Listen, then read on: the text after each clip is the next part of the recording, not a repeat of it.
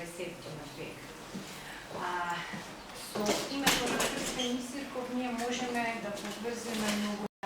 Самата таа книга е напишана од Централното македонско наречје, кое од сега натаму за него ќе литературен македонски јазик.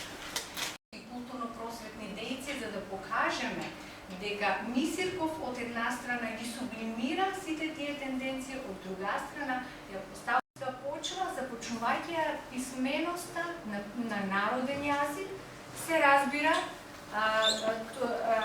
и од една страна точно го означува тој премин од дамаскинерска книжевност кон писменост на народен јазик, така што ако забележувате и од насловните страници на нивните дела, сепак и во нивните, иако во основата нели тоа народен јазик, се уште има елементи од црковнословенскиот јазик.